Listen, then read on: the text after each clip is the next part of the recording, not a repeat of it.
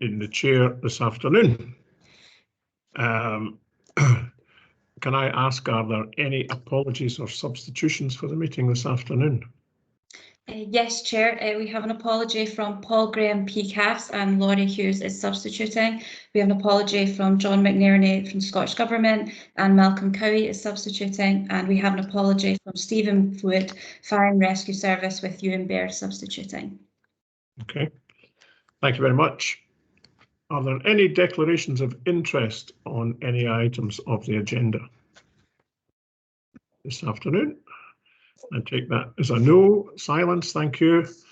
And the meeting of the 11th of December, can we agree that that is a reasonable record of the meeting? Agreed. And can I take it, if there are any matters arising, could you please flag up now if there's any matters that are not on the agenda this afternoon? And I have none. Oh, I have. Barbara? Yeah, it was just to say that under the I've lost it, the Community Planning Annual Report, that did go to Council at its meeting in March. Yep. Okay, thank you. Moving on swiftly, we go to item 4, which is the revised LOIP document. And Lee Haxton is going to present an initial draft of the outcomes from the Local Outcomes Improvement Plan. And this was based following, we had a short life working group in late 2020. And again, we had a 2-day workshop last month. So Lee, if you would like to introduce, thank you. Thank you, Chair. Afternoon, everybody. Yep, the report before you summarises the work done so far to review and update the Perth and Kinross Local Outcomes Improvement Plan. And there are a couple of specific asks of the board. I'll briefly outline the paper first and its contents before setting out what those asks are at the end. So to go through the paper, section 1 reminds us of the board's agreement back in December to focus on 5 strategic priorities and to seek to have a new LOIP agreed at some point later this summer.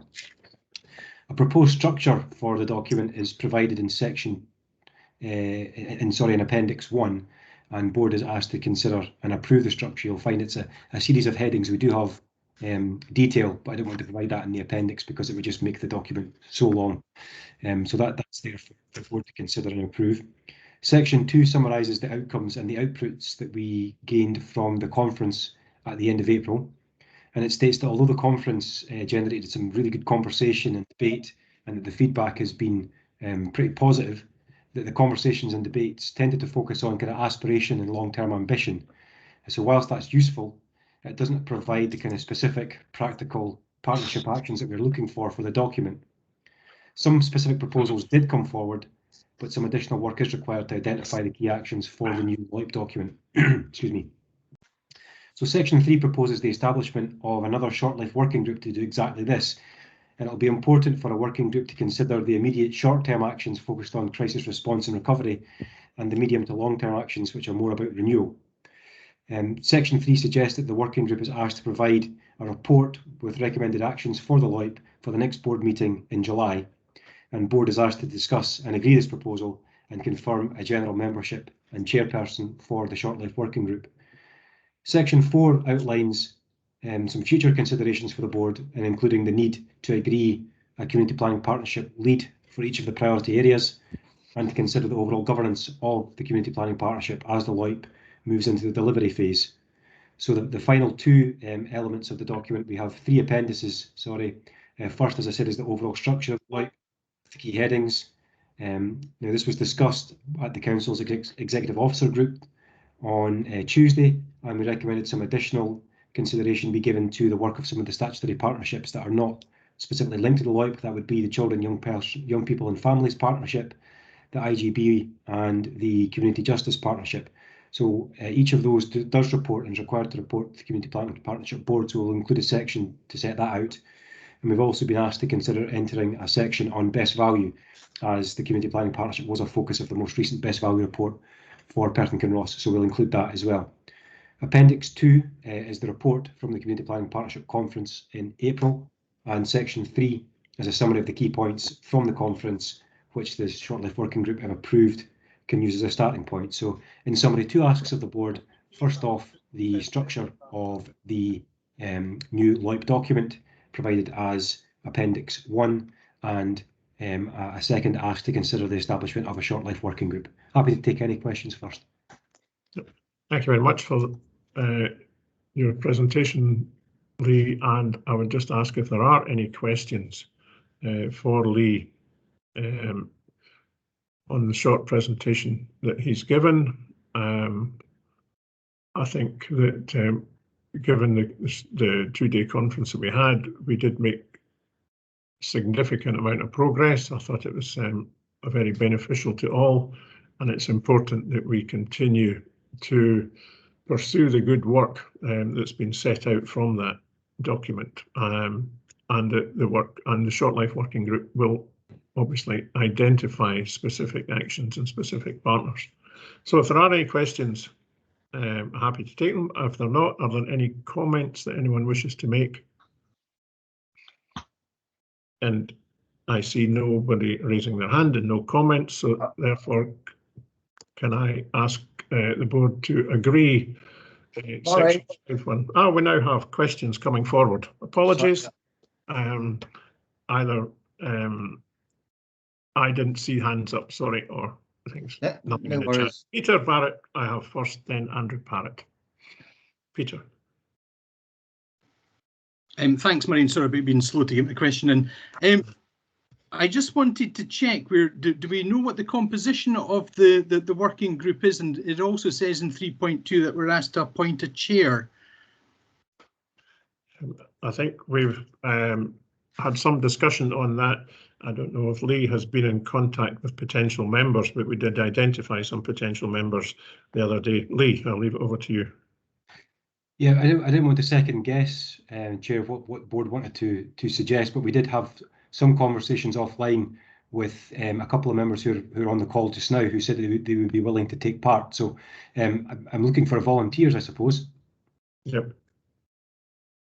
Okay, is there anyone who would, before we come to Andrew's question, is there anyone who would like to put their hand up just now as a volunteer to work on the Short-Life Working Group? Claire, we have. Gordon, we have. And I have, sorry, apologies, I can't see, Graham Binney and Nicola Russell. Do we have any other volunteers at this moment? I don't think we need to. We don't need to be. We need too many volunteers, but if we find that that is insufficient, we may make 1 or 2 phone calls yet. But thank you to those who have put their hands up just now. And I think once we've agreed the final composition of the Short-Life Working Group, I will ask them to nominate a chair from within, I think, rather than us trying to organise that today. Andrew. Thank you, Murray. Lee mentioned that the 2-day conference, which I thought was very interesting, it concentrated on longer-term aspiration, whereas the LOIP needs to concentrate on shorter-term deliverables. If I got the message right, will there, if you like, be linkage between those shorter-term deliverables and the longer-term aspirations in the work going forwards? Thanks. Yep, thank you. That was very much the discussion we had the other day, but Lee, I'll pass that to you to answer more fully. Yeah, thank you, Councillor Parrott. Yeah, the short answer is yes, absolutely, of course. The requirement within the legislation is for the LOIP to consider a 10-year horizon. So I suppose what I was trying to say was that whilst we need to have that aspiration for the longer term, given the circumstances we found ourselves in and still find ourselves in over the last 18 months, we also need to think about some short-term specific actions that we can take in response, if that makes sense. Thank you. Thank you.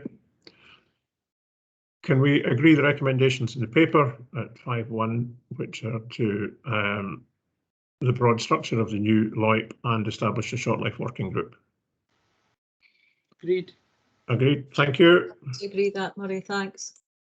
Okay, can we move on then to item 5, I believe, local regional transport strategy. And excuse me, I'm just going back and forward. Keith McNamara, would you like to present for us? Thanks very much, Chair. Just to be absolutely clear, sorry, I don't have an agenda. I'm speaking about the Local Resilience Partnership Recovery and Renewal. So if somebody is meant to be speaking about local regional transport strategies, sorry, that's not me. Okay. Can I just double check? I think Keith is item 5. I think Keith, you are on next. Great, thanks, Barbara. Yeah. So Right. yeah. Thanks for the opportunity to speak to you today. It's lovely to be back amongst familiar faces. For those of you who don't know me, my name's Keith McNamara. I was an employee with Perth and Kinross Council for 30 plus years. I'm now working with Tayside Contracts. But I'm actually here today to talk to you about local resilience and local resilience partnership. I'm chair of a subgroup of the Local Resilience Partnership dealing with recovery and renewal from the COVID pandemic. I know how busy you are, so I'll hopefully not take up too much of your time. I believe you have a briefing note to your papers, which was circulated to the community planning partnerships, both in Perth and Kinross, but also for Angus and Dundee community planning partners. I'll talk you through the key points of the briefing note, and I'm more than happy to answer any questions you have, either during or after my discussion. Perhaps I should start by talking about the Local Resilience Partnership itself. I'm conscious that although a lot of individuals and organisations on this call today are part of the Local Resilience Partnership, some aren't. So in very shorthand, Local Resilience Partnership is local public services, particularly councils, NHS, the blue light services, and other responders such as transport and utilities, and also the third sector, who get together to plan, to prepare, plan, respond and recover from emergencies, or to use the jargon, civil contingencies. The Resilience Partnership is chaired by Margot Williamson, who's the Chief Executive of Angus Council, and is attended by other senior officers from partners, including our own Barbara Renton from Perth and Kinross Council. In terms of emergencies, the traditional phases of an emergency are pretty linear. You have the incident, so you have the fire, the flood, the snow, the major outbreak of infection. Then there's an immediate response, and that is usually police or fire leading, or NHS if it's a communicable disease, and that's basically to deal with the life and limb issues, make things safe. Once things are safe, the phase flips into a kind of recovery phase, and the principle is that local authorities lead on that, bringing things back to the normal state in and around 3 key areas. One is people, so things like rehousing individuals that might have been displaced, counselling, emotional support, bereavement if it has to be that as an issue as well. So support for people. Support for place, so that's the physical environment. If buildings are damaged, roads are damaged, etc., how we stabilise that. And the third element for recovery is in relation to the economy, so that's financial support to individuals and businesses. So the recovery phase carries on until we get back to a normal state, and that's the accepted doctrine for dealing with these types of things, and all the procedures are standardised and based on that over decades of dealing with emergencies. Of course, the pandemic that we have just now is a way different scale. It's unique. It's a massive global scale. The duration's been a year plus and likely to carry on for several years longer. And also it's been highly variable. So we've had lockdown, we've had easing, we've had lockdown again. We're hopefully going towards easing, but who knows whether that's a guarantee. So, you know, that linear way of dealing with emergencies is just not happening with the COVID pandemic. I think the other feature, and this is something I know the Community Planning Partnership is well aware of, it's a chance to build forwards better. I mean, we've been forced into doing things differently. Some of these have just been out of necessity, and it'd be good to get back to normal. But some things have been actually very positive. So obviously things like what we're doing just now, speaking to each other remotely, possibly wouldn't have been advanced as quickly as it would have if we hadn't had the pandemic, and also things like community support has taken on a massive level of acceleration because of necessity from the pandemic. So effectively, from a local resilience partnership, the standard ways we deal with recovery are just not going to cut it in terms of what we have with the pandemic. So we've developed up through the local resilience partnership a new recovery and renew framework. It's not a traditional situation, and really the purpose of today is really to outline what the framework's all about, what the local resilience partnership are going through, but with a point of view of not wishing to absolutely tread on the toes of community planning partnerships or individual partner organisations. So part of today is just about awareness raising. So as partnerships, both within community planning partnership and also the local resilience partnership, everybody's worked at a pace and at an extent that has been unprecedented. We've worked more closely with our communities. We've supported the most vulnerable in our society, and there's a lot to learn from what's worked well, the opportunities for change, and then possibly stopping some of the things which didn't work. So our framework covers that, and if I may refer you to figure 1 on page 3 of the briefing, it's an idea we've stolen from Claire Mailer. Sorry, Claire, we'll give you the royalties later. It's something called Plan on a Page, and it's just trying to articulate what this is all about in a hopefully reasonably simplistic way. So going from left to right on the diagram, I'll not cover the context, we've all lived through that, so I don't think that's strictly necessary. What we would be looking to do from the local resilience partnerships point of view is gather the intelligence of what's happened, what partners both individually and as part of your partnerships have experienced. Now, I'm very much aware local authorities and others have done pretty extensive community impact assessments. A lot of organisations have done lessons learned. For example, I know the Fire and Rescue Service have shared their lessons learned in terms of the pandemic so far, and then sharing the opportunities to build forward better. The types of things that we want to not go back to the bad old ways and really advance. So that's one part of what we are doing through recovery and renewal, the LRP. We're also mindful of the national context, the emerging legislation and guidance, as we route map out of lockdown and the impacts on that, and also just good practice from other partnerships and other organisations across Scotland and wider. And also partners are preparing their own recovery and renewal plans, and it's what the local resilience partnership can learn from that. So this is being delivered through or being identified through, as I mentioned earlier on, 3 key work streams. One is around people. So for example, the local resilience partnership has a caring for people group, which coordinates a lot of the agencies and activities, including the third sector around how we care for people. Place is a pertinent point, and I note that our colleague Graham Binney from Police Scotland is on the call today.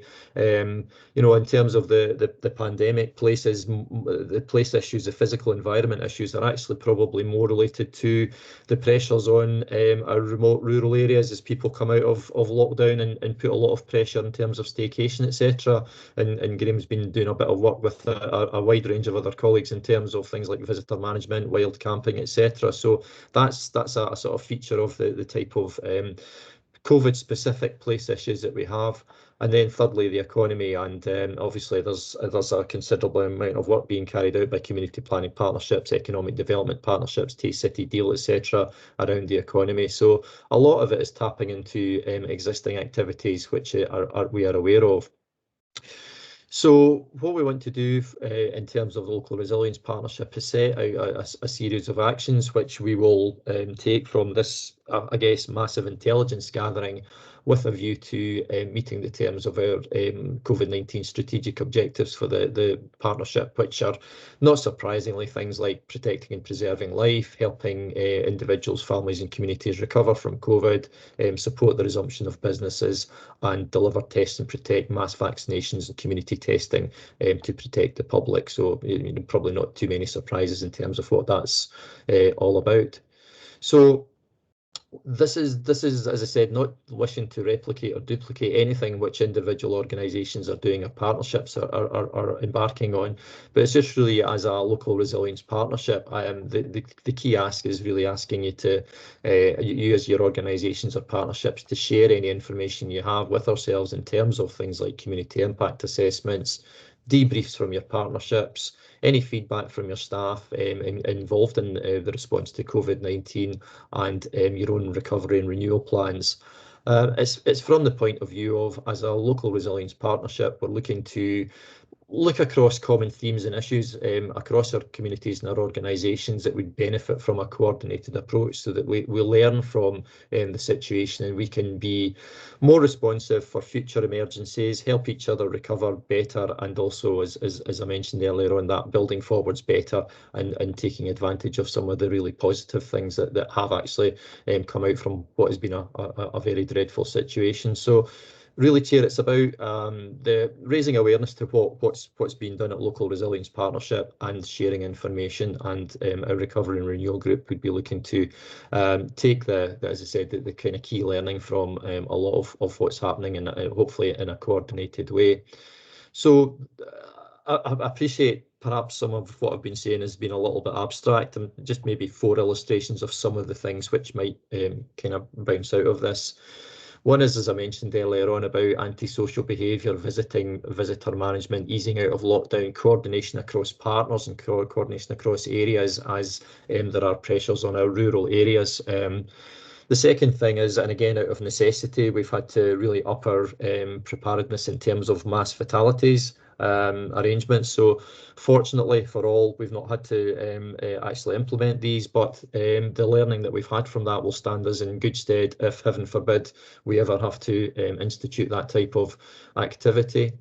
And I think a couple of key ones which really there's been a magnificent response from, and we don't want to lose the learning from that, are things like volunteer mobilisation and community support in an emergency, whether it's a global pandemic or whether it's just the A9's closed because of snow or whatever. So, you know, very keen on having cross organisational learning around that one. And finally, things like support for vulnerable groups, you know, the adaptations and initiatives that have had taken place because of COVID.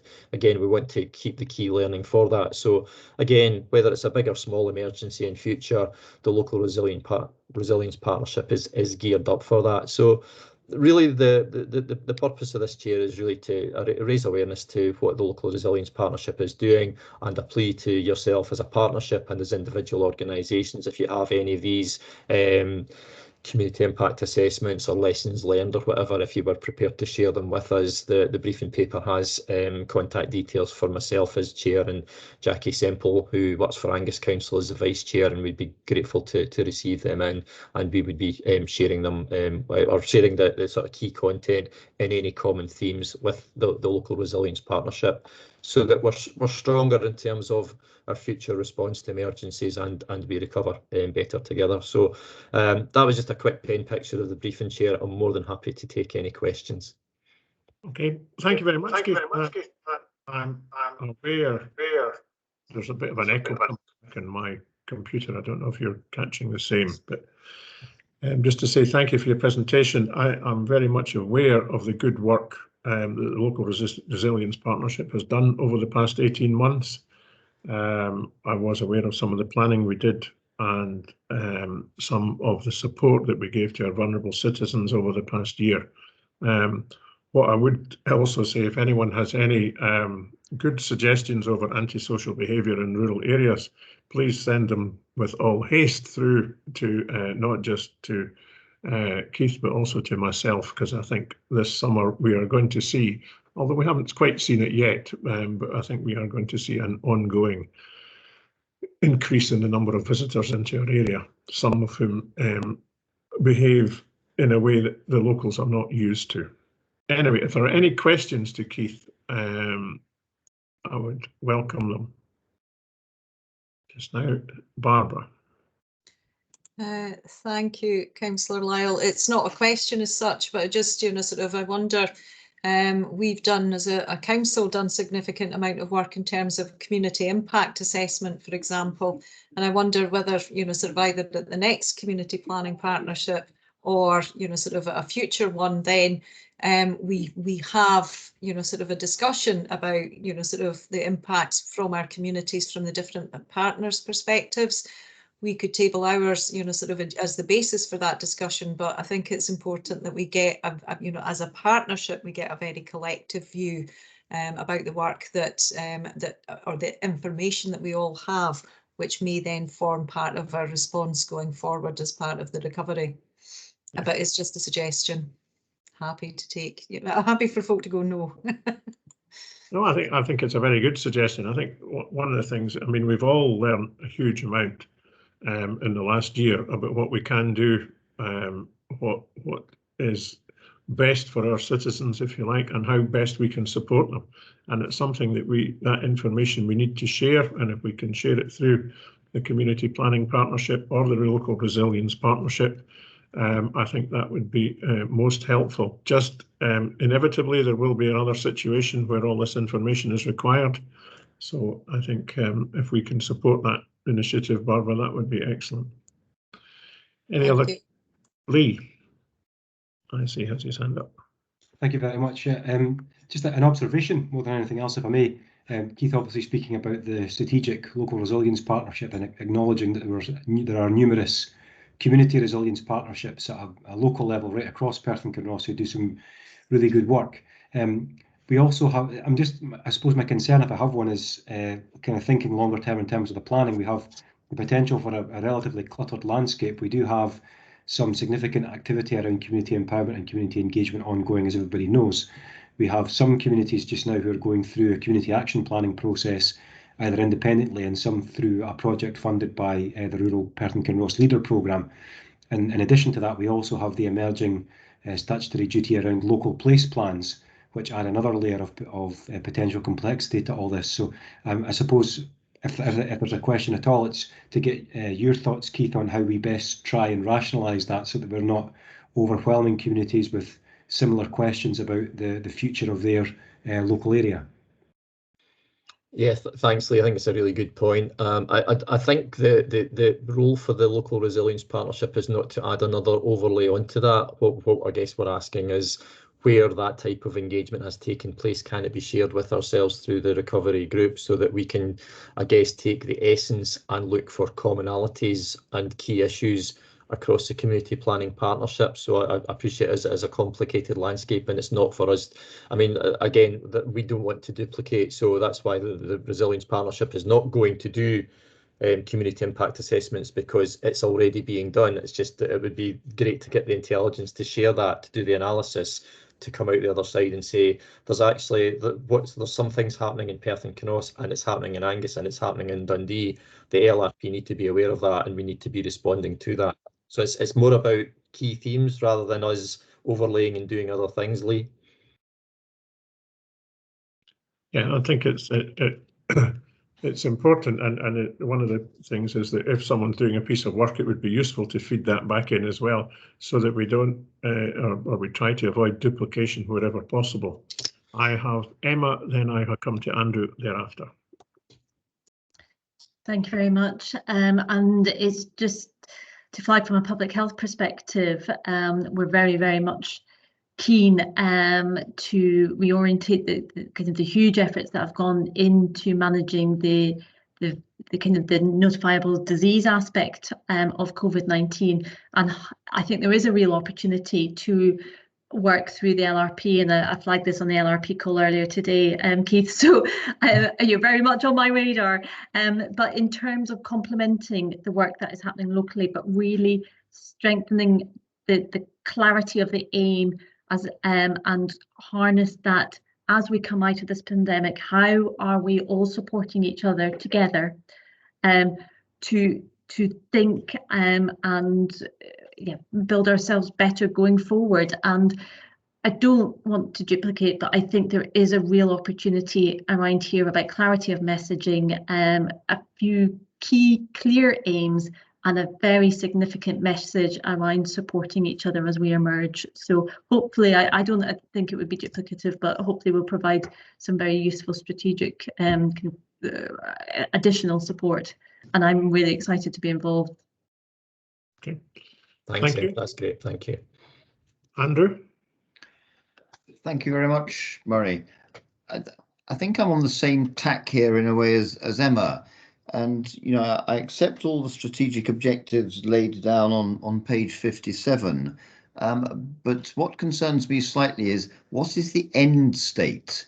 What says that we've reached these strategic objectives and if, in a sense, we're no longer in a special situation demanding, if you like, resilience as a response rather than resilience as an ongoing planning tool. I'm concerned that this, if you like, is very good, but it's very open-ended and it doesn't set out the conditions for what constitutes normal business thereafter, so to speak. Thanks. Yeah, and I think that's a really good question. And under normal emergency circumstances, there's actually a formality when one moves from the response to the recovery phase. You know, there's actually protocols in place. So, say it was a police incident, the police and the local authority actually sign a document to say it's now officially in the hands of the local authority.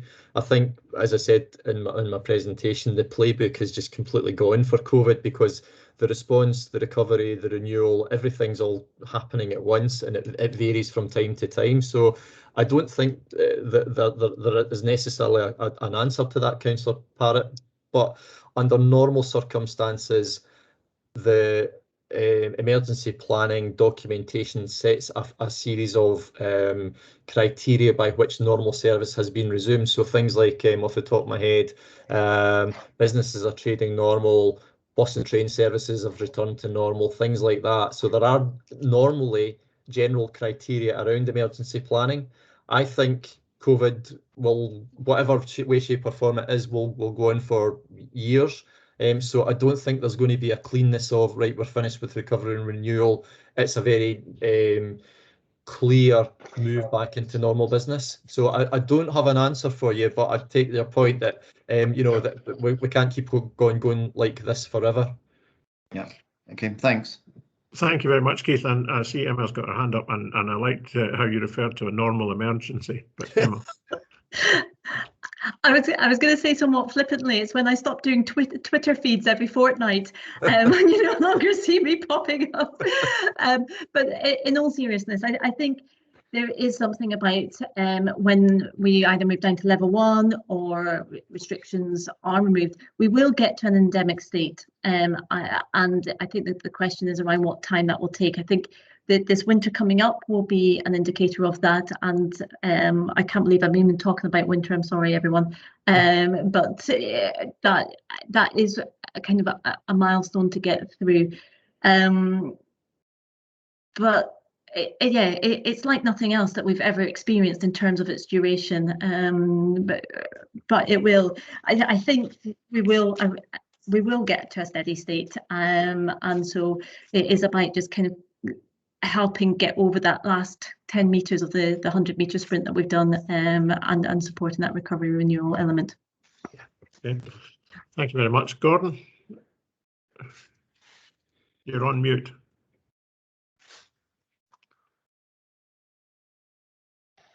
First time ever? No. Okay, thanks very much. Thank you, Keith. Good to see you. Thanks for the presentation. Again, I'm interested in the challenges you rightly identified, and Lee's talked about as well, in the various layers that are out there. And if I look at the paper, I think it's page 46, it's figure 2, which says it shows the linkages between the LRP, community planning partnerships, and individual partnership organisations. I'm sure you'll agree it's probably not the easiest thing to try and illustrate in kind of 2D, but it does say something to me about the challenge, if you're with me on that figure. It says something about the challenges of actually understanding what the linkages are, but actually the necessity to do it. And I just wondered whether there's maybe more work to be done in and around that diagram so that we can understand better where the linkages are. I think sharing information should be relatively straightforward, but where they all fit in it's still a little bit unclear to me, and I appreciate you won't be able to answer this, but I suspect anyway, you won't be able to answer this next point. But obviously, we've just had the Deputy First Minister now given a COVID recovery brief as Cabinet Secretary. So I think we could probably anticipate another layer maybe coming out there to support the work that's happening. And I've no idea, and that's what means probably unfair, whether you've got any sense of how that new portfolio might either declutter the landscape, because it maybe will not take over is the wrong word, or have you got any sense what that portfolio might do to play into this agenda? Thanks very much, Gordon. Keith, Yeah, or anyone else, Barbara may wish to answer as well, but Keith first. Yeah. Thanks, Chair. Yeah, in terms of the linkages, Gordon, yeah, it is fiendishly complicated to knit it all together, and we can have another go at that, so I appreciate that. Yeah, you're right. I did omit to mention about obviously John Swinney becoming the Minister for Recovery. And I suppose if you looked at the history of recovery, even at Tayside Local Resilience Partnership level, it's been on the agenda probably since day one, since the emergency took place, and it's never been the right time really to get in about it. And we've had a couple of false dawn starts when we came out of lockdown the first time, and then put it back again as lockdown kicked in again. I think the fact that that announcement took place yesterday shows a signal from the Scottish Government that recovery will become more front and centre. I'm going to take a glass half full approach to this one and suggest that this could be the opportunity to coordinate the responses and have a cohesiveness in our recovery efforts across Scotland, so that the community planning partnerships, the local resilience partnerships across Scotland are moving ahead in terms of best practice in a coordinated way. So yeah, I actually think that this greater focus at a national level on recovery will actually help guide us. Thank you. Okay, thank you. I think there's definitely an opportunity for that, and if anyone is in early discussions with the Deputy First Minister. Yeah. Okay, thank you. Can we thank you for that, Keith, for that presentation and for answering the questions. Is there anyone who wishes to make final comments on this paper, or can we agree the recommendations as set out in item 6? Here, no dissent, so therefore I'm happy to agree. And my apologies as we move on to the next item in the agenda. I was working with two agendas, Keith, so we may move on to the regional transport strategy and Mark Speed. Good afternoon, everybody. Yes, my name is Mark Speed and I'm the Director of TACTRAN. As most of you are aware, TACTRAN is the regional transport partnership that covers Angus, Dundee, Perth and Kinross and Stirling. Today I've got a colleague with me, Jonathan Padmore. Jonathan's going to take you through a short presentation and then going to show you the storyboard. Storyboard is what we've pulled together to use as our consultation tool for the main issues report stage of writing the new regional transport strategy. I've been in post for about, well, just over a year now. And started this job in lockdown. Became very apparent to me with the changes that were happening in society, what was happening across the board with all of the services. We were going to be required to write a new regional transport strategy and not a refresh. These documents tend to be long-term. So over a period of maybe 10, 15 years, they get refreshed every now and then. Speaking to the board, putting proposals to the board decided that to agree with the recommendation that we were going to rewrite and start at scratch. That's because there's so much uncertainty in the system, so much uncertainty around public transport, as you know, around what's going on with rail at the moment, what's going on with buses, but it's a lot wider than that. We've got no idea at this point in time what the new normal is going to be. It's probably going to take us maybe a year to establish what the new normal is in terms of travel patterns. You know, are we going to have peaks like we had in the past at 9 o'clock in the morning, 5 o'clock at night? At the moment, with unlocking happening, it seems to be there's more a busier time on the road at the moment at 3 o'clock, and we think that's probably tied in with school runs. But over the next year, we are going to be having a look at what actually happens and how that comes in. The reason why we've brought this to you today is this is the first stage, if you like, and the first consultation in a number of stages that we go through. We've had a pretty difficult challenge producing this document. Traditionally, these documents are around 40, 50 pages long. And just putting a document of that sort onto the website and putting that out to the public, I don't think we're going to get the best engagement. So what we've tried to do is we've tried to put together a storyboard, which has the first element of it is what I would call the executive summary. And the second element is a much more closely to that larger document, but done in a way that's more dynamic and more engaging than a statutory document is. We are quite a small organisation. There's 6 officers within TACTRAM. And the reason why I wanted to engage with yourself, and we're doing this with all the community partnerships and a number of groups within the region, is we'd really like your help to use your mechanisms, and particularly with the community partnership, to get the message out that there is this consultation, because it is the issues that people are facing, and really to try to drive this down to a very local resident level so that we can actually hear from individuals what issues are they having with transport. As you know, transport is a really fascinating profession. It covers and impacts on every aspect of people's lives, whether that's access to education, work, and all sorts of services. I don't want to take too much thunder away from Jonathan. Jonathan, I think, has got a short presentation, and then it's going to show you a demonstration of that storyboard. So does anybody have any questions before I hand over to Jonathan? Nope, I don't see any questions. Thank you very much, Mark. So, Jonathan. Thank you for your time this afternoon in the first instance. Have I managed to get a presentation up on the board in front of you? Yeah. Excellent. Yes, you have. Yeah. Thank you. The principal objectives are of this presentation and chatting to you this afternoon are to give you an awareness of ourselves writing this strategy, and in particular so that you can make sure that we align this work with any other ongoing appropriate processes.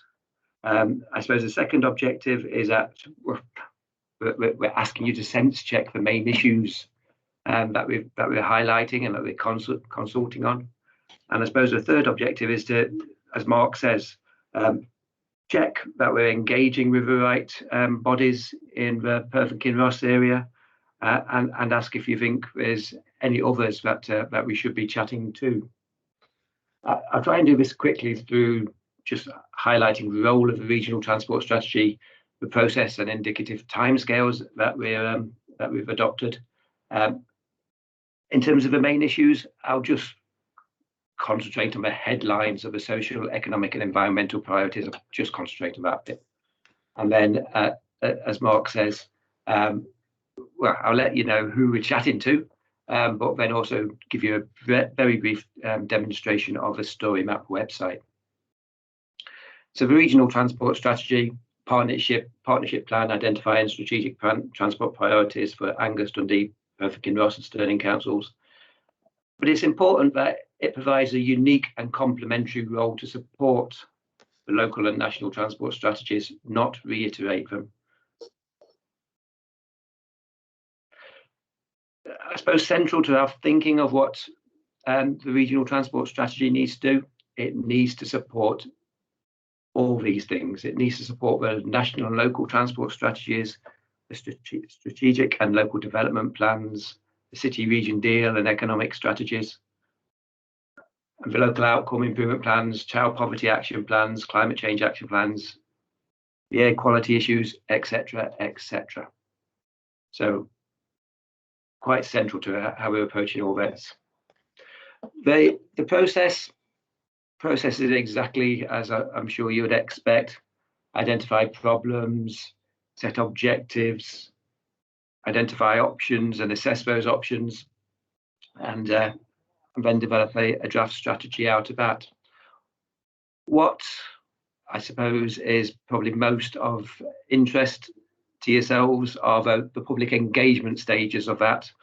So now, from now for a couple of months, we're wanting to engage with as many people as possible to understand those issues which will shape the strategy. Later on this year, maybe early next year, we'll be again going out to everybody and seeking people's views on the alternative policies and the alternative interventions. And then it's next summer. It'll be next summer that we actually engage on a draft strategy itself. And I think that's probably the most critical of dates. Obviously, there's local elections next May. We don't want to produce a strategy and present it to the new administration's fait accompli. We need to give the new administrations, when they form next May, plenty of time to get their teeth into the work that we've done so far and to give them the opportunity to shape the strategy.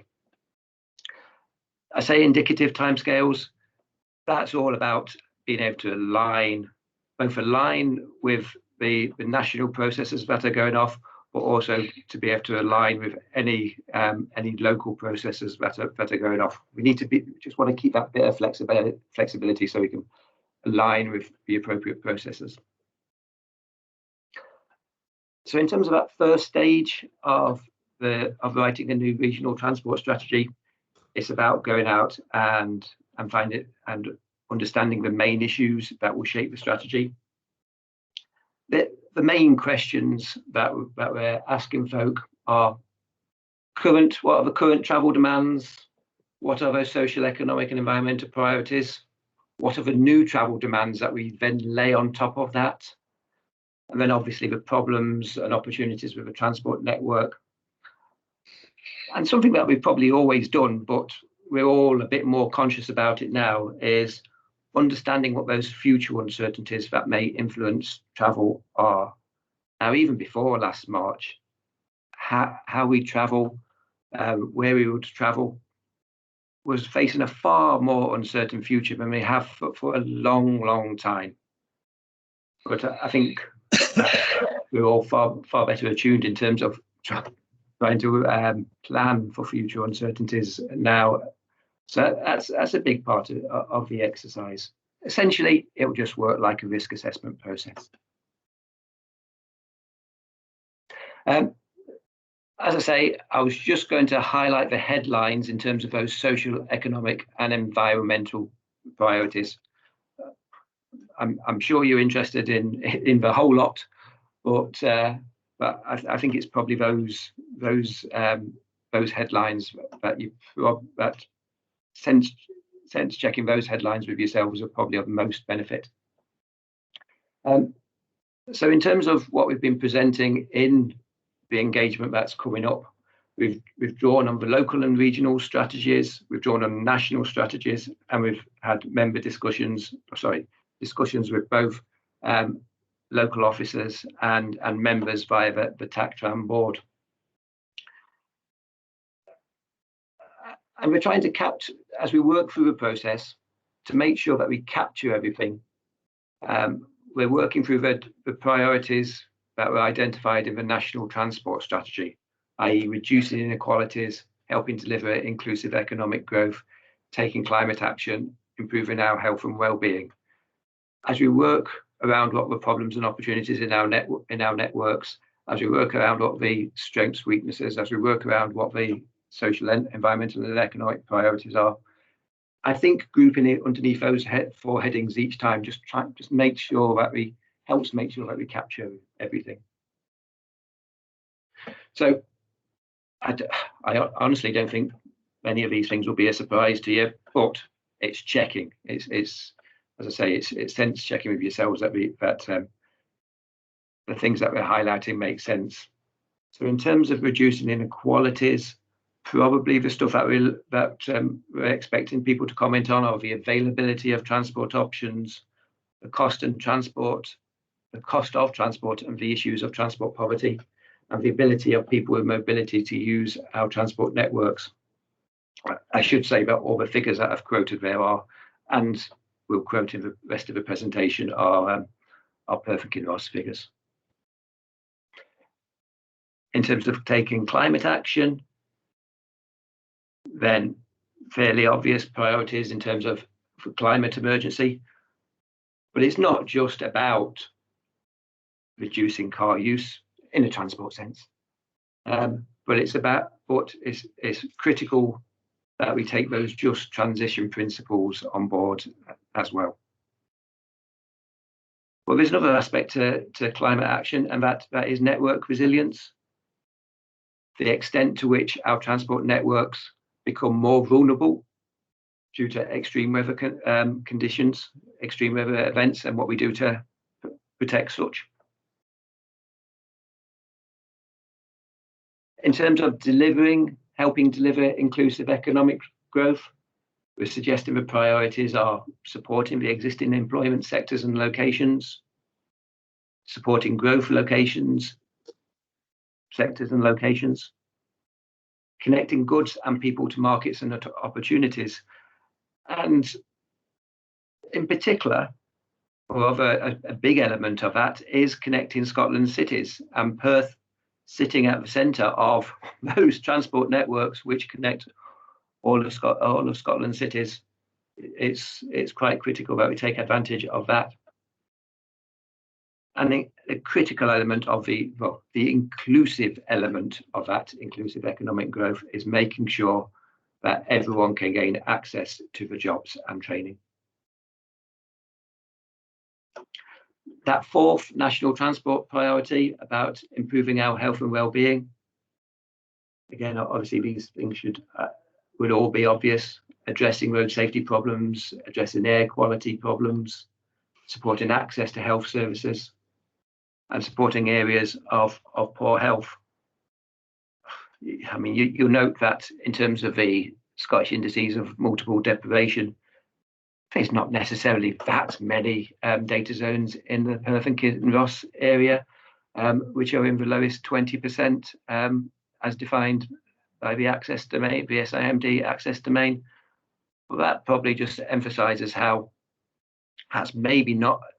Obviously, we have health problems in terms of cardiovascular, obesity, etc., but it might be difficult to target them at specific areas. They might be spread around the population as a whole.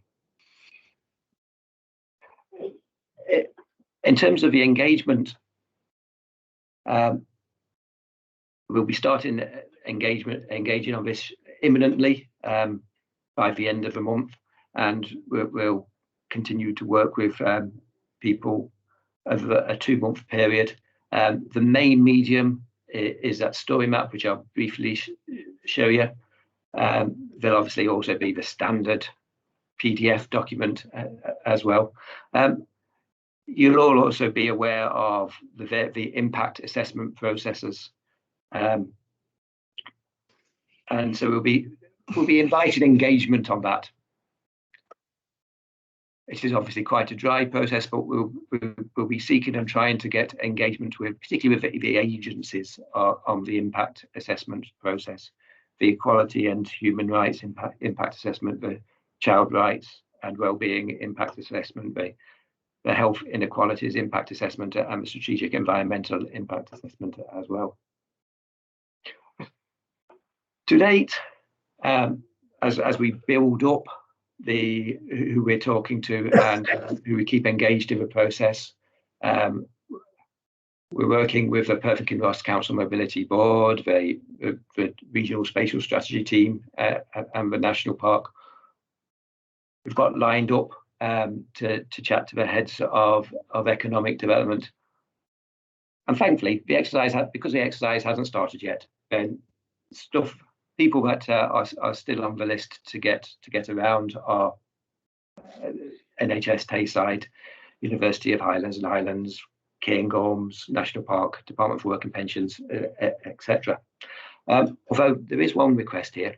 If anyone's got any good ideas about how we can best engage with young people, that'd be greatly appreciated. So I guess it's in terms of the engagement, there's probably two requests of yourselves about whether any of yourselves, any of the agencies on the CPP want some direct engagement and some direct discussions, whether they would appreciate that because of the level of detail that they want to pass into the process, and also whether there are any other groups or agencies that yourselves would like us to engage with. I'll just take this down and put the story map up.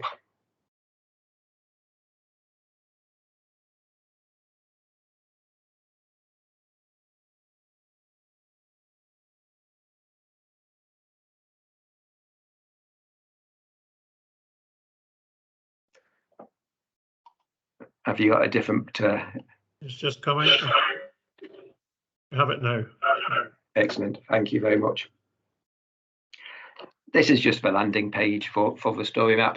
And in the first instance, I'll have to say, we've copied this from the Perth and Kinross Council's local development plan team. They were the first people that we were aware of using the story map tool.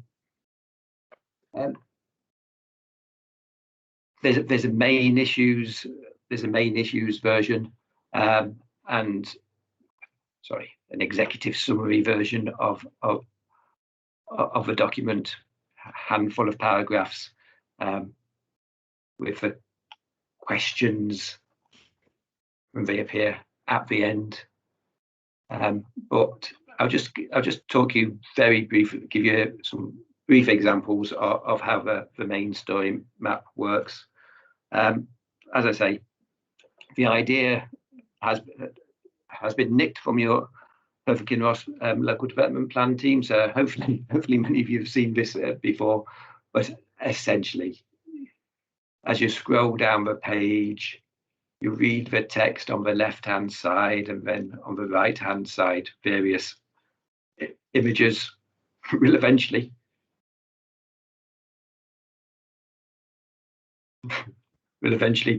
start to appear. I'll jump to the social, environmental, and economic priorities section. I think there's just a few more chunkier diagrams and maps. As I say, I've highlighted the headline issues in the presentation, but as you read through the text on the right-hand side, then on the left-hand side, maps, charts, etc., will appear to emphasize the point, and importantly, allow you to zoom in and interrogate the data in a bit more detail. So apologies, I should have highlighted that. Well, actually, I don't. The second map, because that's apologies. The maps aren't quite coming up as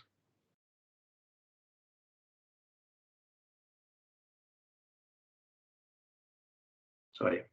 Apologies for this. There was a second.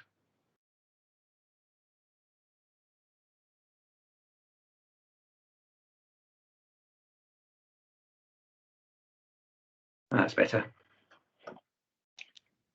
So the Scottish indices of multiple deprivation information, again, you're all very familiar with.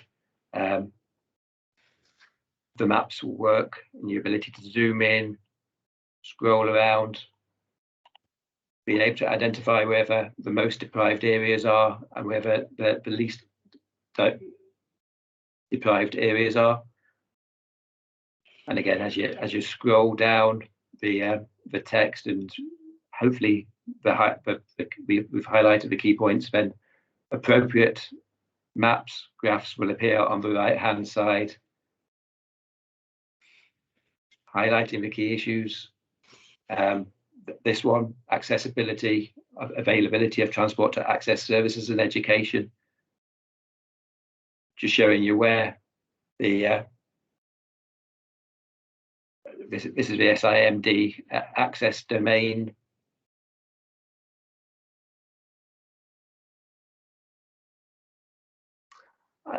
To be honest, I'm going to stop there because my broadband is clearly working very slow and very. I think your broadband's letting you down, Jonathan. Yeah. It is. So, sorry about that, everyone. But I think you got the gist of how the story map works. And as I say, I know you've seen it all with the Hereford Kinross local development plan anyway. But thank you. Okay, thank you very much, Jonathan. Again, really interesting. There is a huge amount of work to be done in bringing this forward.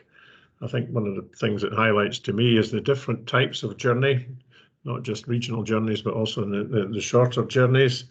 One of the challenges that we have as a local authority is that how we fund efficient public transport for remote rural communities, and thinking broadly as well. It's not just how we access transport for people to come in to services. It's the potential is there through the Perth and Kinross offer for us to deliver services out to these remote areas, and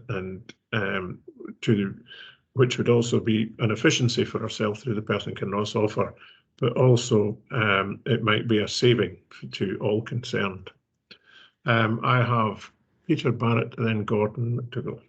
Peter.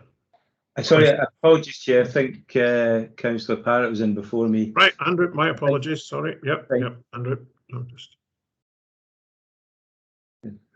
you're on mute, Andrew. I'm not anymore. Mark might accuse me of having sort of two bites of the cherry here, since I'm a member of TACTRAN as well. But I think listening to the presentation today, it's easy to look at it from a different angle, if you like, than from the TACTRAN angle. And I suppose my main concern that comes out is I still don't think we're giving enough emphasis to the movement of goods and freight within the regional transport strategy, as opposed to, if you like, the passenger demands. And I suppose just one to highlight that is, if you like, the reducing inequalities. People look at people's access, but if you like, there's a big issue at the moment about delivery costs to more remote areas of goods and packages, which I think needs to come in. Climate action, I think there's a huge role for looking at freight within that area. The matter of inclusive economic growth, we look at, if you like, the requirement to transport freight as a consequence of industrial location, and perhaps we should be looking at things the other way around. And indeed, when it gets onto health and well-being, we are ever more familiar with the aspects of air pollution, and frankly, heavy goods vehicles and all sorts of heavier vehicles are to the fore in the creation of that pollution. But thanks very much. Okay, I'll come in first, and then I'll let Jonathan have a say about how it's been dealt with in the document at the moment. I couldn't agree with you more, Councillor Parrott. Actually, what's going on at the moment in the next few weeks, we've got the Freight Quality Partnership meeting coming up, and a big part of that Freight Quality Partnership is actually to reinvent that partnership. It looks like it's tended to focus on the very big operators in the freight industry. But what we are hearing from officers and from groups like this across the board is actually some of the smaller businesses, smaller and medium-sized businesses who rely and have had to rely on deliveries and the logistics behind freight, etc., are really struggling at the moment. So yes, we are pulling together the Freight Quality Partnership to reinvent that and to focus on some of those issues that you've just discussed, and see how that can play into this document. But Jonathan? Yeah, I think you're probably just highlighting exactly what the purpose of the exercise is. It's to tease out all these issues. I suppose one thing that I wouldn't have touched on at all, never mind made clear, is this is a consultation on main issues. But once we've gone through the main issues exercise, then we'll confirm all those issues with the TACTRAN board, and then we'll end up completing a finalised version of what the main issues are. So, yeah, I think what you're doing is highlighting what the purpose of this exercise is, to try and tease out all these things that we may have missed. Okay. Thank you. Thank Thanks. you. Thank you. I have Peter, then Gordon, then Claire. Peter. Thanks, Murray. Yeah, I think that there's a really good opportunity here to avoid duplicating community consultation and kind of grassroots engagement. I think there should be a wealth of data as well as clearly identified key themes and issues which the Council has captured during the work of the Fairness Commission and also through the conversations with communities regarding the Perth and Kinross offer. I think, from what you showed in the presentation, issues about affordable public transport connections between the rural areas and Perth city centre, as well as between the cities within the region, and timetabling issues that actually get people to their work, their studies, or their childcare. I think none of that is news, but we ought to have really good data at a local level, which we can provide you. I think also connections for the nighttime economy, to actually support the nighttime economy would be important as well. I think the Council's done a fair bit on demand responsive transport initiatives with some communities as well, and we've certainly done a lot of work which may be similar to the storyboarding with regard to active travel and Perth city centre and its environs. So I'd hope that is all able to be handed over to you without you having to go around umpteen community councils to be told all that again and have them think, but we've told the Council this, why don't you know this? Yeah. Okay. Yeah.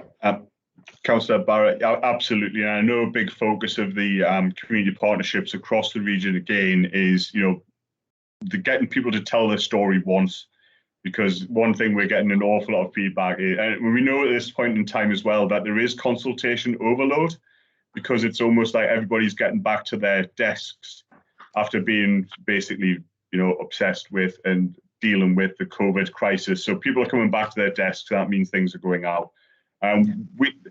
As I keep emphasising, this isn't our document. It's a document for all of the local authorities and all the partners and for the residents in the area. So we work incredibly closely with the officers, including from Perth and Kinross, and they are feeding all the information and giving us all the information that they possibly can.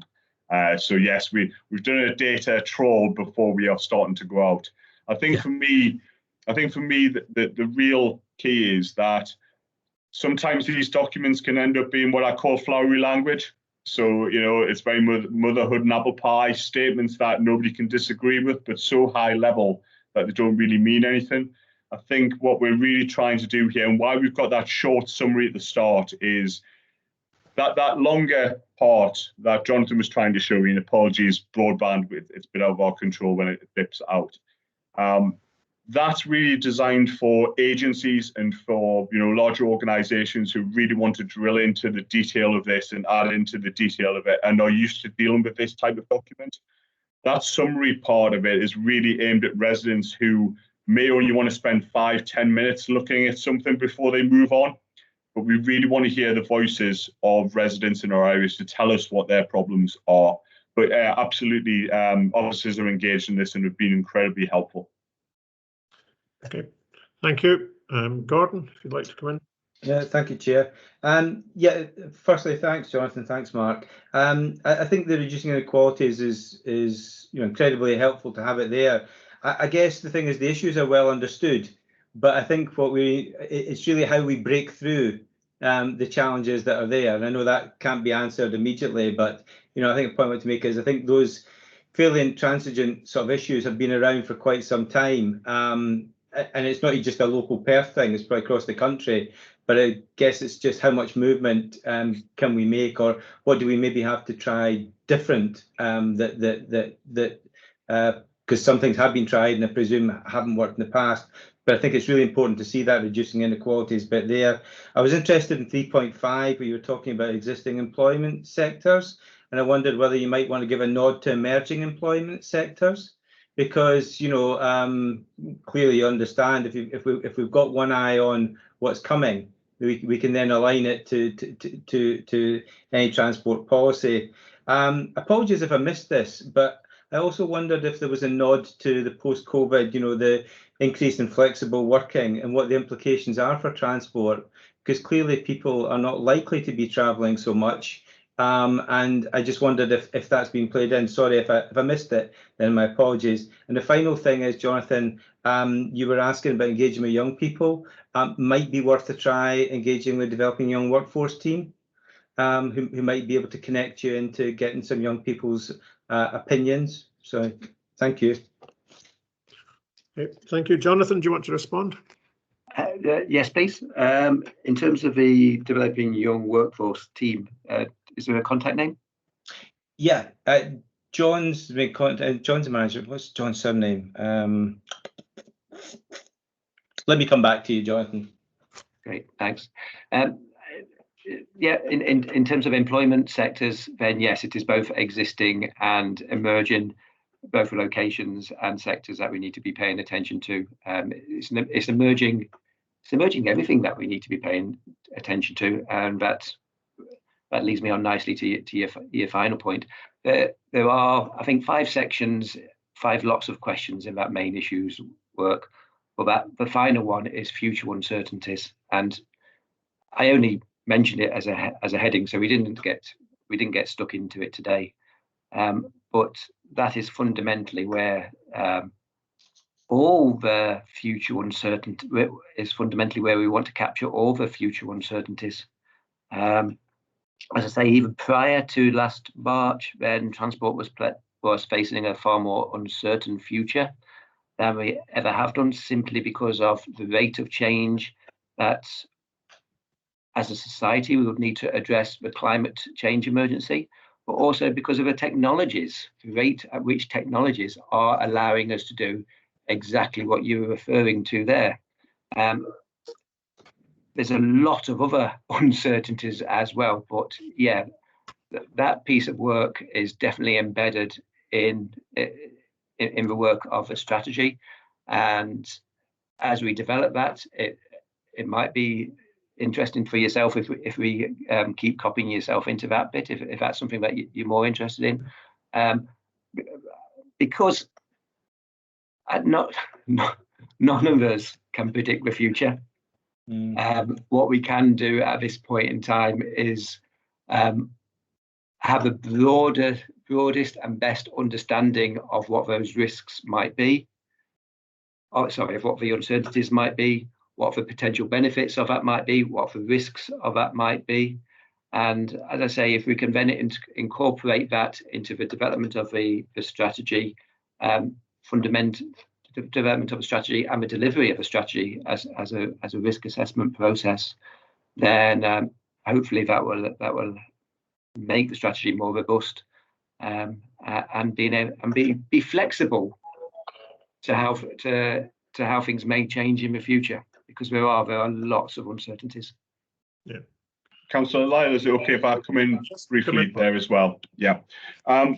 So just around the future emerging economies, we are very much touched on. We are engaged with the growth deals, both growth deals in our area, and we do sit on and are engaged again with the economy boards that sit under those, and both have been doing an awful lot of work looking at the emerging economy and what our strengths are and what the focus and what the future is going to be and where it needs to be. So yes, that element is definitely in there. In terms of the uncertainties, at the beginning when I introduced this, I said over the next year, there's going to be a lot of work done, and there's going to be a lot of analysis done and a lot of change happening again in societies. Some people go back and not.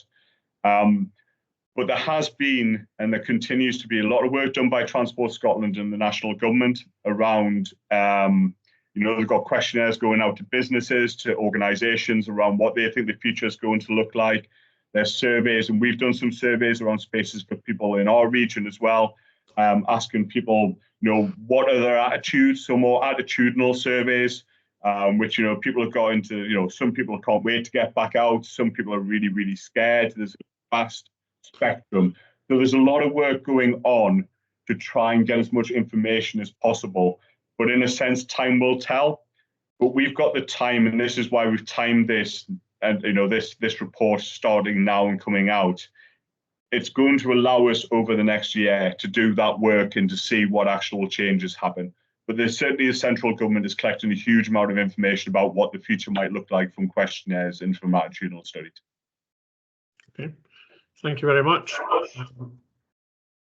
Gordon, any comments? No, I didn't doubt that. It was just maybe it could be a bit more explicit, but I don't doubt you're obviously very well aware of the issues, and thank you for the further explanation on the other work you're doing. Again, apologies the broadband failed the way it did. I think Jonathan was going to take you down through that and you would have seen it emerging as we go, but apologies, there's nothing we can do about that. No, not at all. Thanks very much. Thank you, Chair. Thank you. Claire?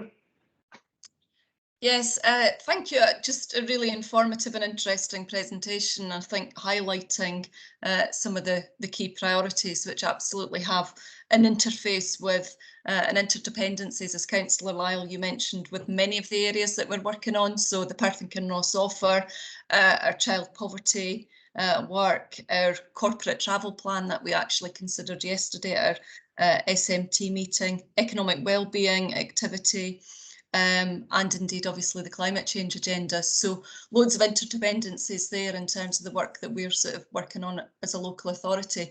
And I think, as Councillor Barrett mentioned there, we've got a wealth of information and feedback that we've already gathered through a range of exercises, not least Fairness Commission, child poverty work, economic wellbeing plan, and through our COVID impact, all which very much feeds in and supports, I think, the kind of the key issues and priority areas that you've been talking about this afternoon. So we've got some good data, I think, that would really support you in terms of taking forward the plans. And we'd be really keen to engage with you more, perhaps through our corporate management group. I know that you obviously have got some officers on some of the groups that you described there, but potentially bringing our senior leadership group together to have a more detailed discussion such as this afternoon, I think could be quite valuable. I also think Lee's point that he's picked up in terms of really interesting to see how all of this discussion and activity links to our key priorities. Absolutely, clearly there is a link. So I think, yeah, really valuable discussion, and I think looking forward to working with you. And I think the point that was made is, as well, we know a lot, so we're hearing quite a lot in terms of the social impacts and issues and concerns. It's the how and the what that we will do, and how we can do that collectively, I think, which will have the big impact. So yeah, I'll be in touch, Mark, Jonathan, and we'll see if we can get something set up. Claire, I'm more than happy to come along to that meeting you suggest. I think it's a really good idea. Thank you. Okay, thank you. Barbara? Barbara, you're on mute. Yeah, I wasn't even on camera either. So, I mean, I really, sort of enjoyed the presentation and all the, sort of the points that have been raised. I think that, sort of as well as being interlinked, they're conflicting in some areas.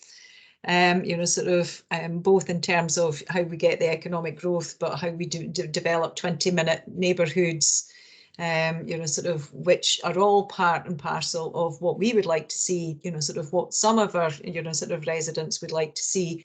But, sort of that then goes, sort of contrary in some ways to what our businesses think. Sort of if you can only really shop by car, sort of coming into a town centre or a city centre. So the other issue for me then is about local, sort of public transport. And you've touched on that, sort of, but I think that, sort of across Perth and Kinross, there are issues, and one of your maps that you started to try and show us, it was about access that people have or haven't to public transport, links to other areas, but the cost of it as well, sort of, and how that all then fits into the, sort of transport poverty, sort of in general poverty as well.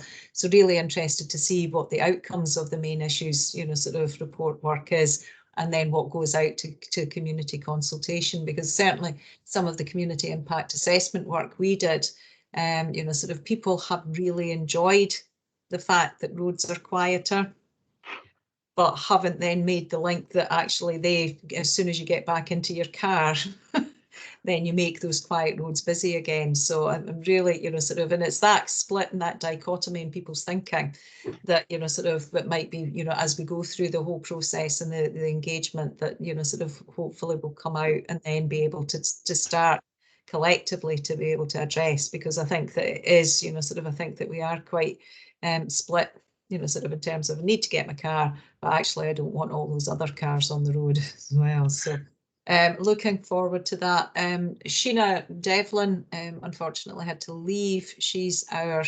Executive Director of Education and Children's Services, and she's more than happy that you get in touch with her as well in relation to how we engage with young people. You know, sort of, those are the kinds of conversations we're having anyway, you know, sort of about climate change as well. So, you know, sort of, I think that, again, if we can think about how, rather than going out and asking our young people the same slightly different questions at different times, if, you know, sort of, if you could link with Peter Marshall as well to see, you know, sort of how we pull some of that together, because some of the questions will be the same. So yeah. Thank you. Oh, thanks very much. Yeah. I'd just like to say, I think this is really, although it's a very scary time, I think it's also a real opportunity. I think, you know, the uncertainties do open up opportunities. I suspect in the next 5 years, you're going to see more changes in transport than you probably have in the last 20. Certainly, you know, technology is going to move on more in the next 5 years than we've seen it move on in the last 30 years. You know, we don't quite know what we're dealing with, but we have to have the vision to understand that transport from the past may not be the transport for the future. I always use the example of, you know, we've got companies like Uber who've opened up to, you know, just press a button on your phone and the taxi arrives. We've got companies who are producing autonomous cars, so driverless cars and electric cars. But the idea of transport pods moving around rather than traditional transport that we've seen in the past isn't necessarily that far off. All sorts of opportunities arise from technology, the apps, where we're looking at, we've got 3 mass projects, mobility as a service projects going on at the moment, which gives people an app on their phone, which gives them a huge amount of information they probably never had in terms of their journeys and planning their journeys. Particularly, I think we're interested in all the regional transport partnerships are really starting to look at what we can delve into, particularly around maybe disabilities, people with disabilities, and, you know, an app that might help them, because we know that one of the biggest challenges is, you know, you might have the timetables, etc., but you don't know what you're facing until you turn up at an interchange or a station or a bus stop or a transport facility. That you may not have seen that there is an issue, but, you know, developing apps that actually plan people's journeys around their needs aren't that far off either. So I think there's a lot we can do. I think a lot of people have got fatigue around transport because I think, as somebody mentioned, we know what the problems are, we've never been able to solve them. But I think now is the time to be able to look at this and have a plan that says, okay, this is out of our control. There's other agencies, whether national government or other agencies, can help with that, but not allowing them to drop off because they're in the difficult basket, but having a plan of taking that forward. But having a very clear list of what we can do, costing those things, having those discussions with local authorities and the wider partnerships about how we can actually do something to make a change, because transport is such an integral part of everybody's life. And more importantly, we've got some really, really challenging targets around climate change. You know, in Scotland, we're looking at 20% reduction in car trips by 2030. We know public transport may not recover for another 2 or 3 years. That's a short period of time to put something in place that's going to be able to take that dependence away from the private car. So I think there's a lot of challenges here, but we've got a lot, you know, climate change is real. It's having a huge impact. We've got to step up and we've got to do something about it. So I'm hoping this document is going to be innovative. It's going to be challenging, but it's also going to be realistic and bring people together to actually try and solve some of these problems that we're trying to identify now. Sorry, that was a bit of a rant at the end there, Councillor. No, I could sense you were just getting into full. I stopped myself, yes. I would just to say thank you very much, Mark and Jonathan, for your presentation this afternoon. It's been really, really informative, and it does highlight how much symmetry there is in the work that we're doing. And I'm sure from the work that we have done in engagement with communities, etc., there is so much information that we can assist you with. I think, and Barbara, Claire, and Sheena will obviously engage with you in the future, and hopefully it will shorten some of the workload that you have and save duplication. So thank you very much for your contribution this afternoon. Thank you. Okay, we move on. Is there any other business? Lee, I see, has his hand up. A very minor point, if I may, Chair. It's just to make board members aware. One of our long-standing members of staff, Christopher Holgate, left the council at the beginning of the month for take up a new post in Audit Scotland. We're currently recruiting for a new community planning officer. Interviews are on Tuesday, so with a fair wind, we should hopefully have somebody in place towards the end of June. And whoever that is will be in touch, no doubt, with all members of the board at some point thereafter. Okay. Well, thank you very much, and we wish Christopher well. So if we move on, and there's no other business, we move on to the date of the next meeting is Friday the 2nd of July at 10 AM. And I'd just like to thank you all for your contributions. I'd thank those who gave presentations, particularly this afternoon. It was a really interesting and I think beneficial meeting for us all. And I wish you all a good weekend. Thank you. Thanks very much. Thank you. Thank you. Bye.